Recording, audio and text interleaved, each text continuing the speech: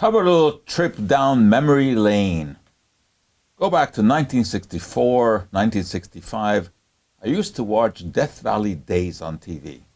And Ronald Reagan, who of course would go on to become president of the US, was the host.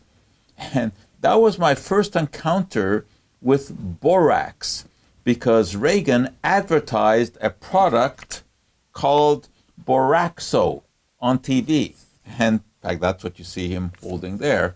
This was a mixture of borax, which is sodium borate, and soap. And it was great for cleaning hands. And there was a lot of emphasis on cleaning hands in those days. And that, of course, was many decades before COVID. But anyway, why am I telling you this? Because recently I was asked about another connection with borax.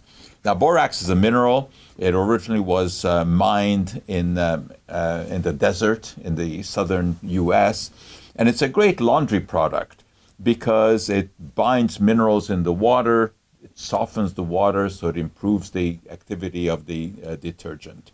But the reason that I was asked about it is because of a story that supposedly happened back in England in the 1800s, where borax and its derivative boric acid were added to milk. Why was that the case?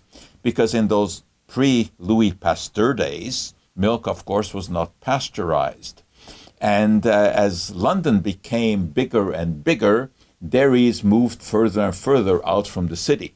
So milk had to be transported longer distances, and it had a greater chance of spoiling. And when milk spoils, of course, it begins to smell and has an off taste. Well, farmers discovered that adding borax to the milk would, in fact, destroy the compounds that gave the bad taste and the bad smell. Unfortunately, it didn't do anything for the bacteria that were pathogenic, that would cause disease.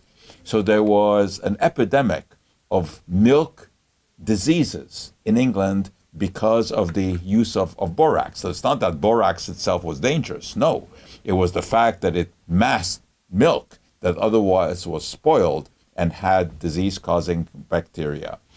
And then, of course, Louis Pasteur came along and discovered that bacteria could be killed with heat, and that was applied to milk, although Pasteur himself did not apply that to milk.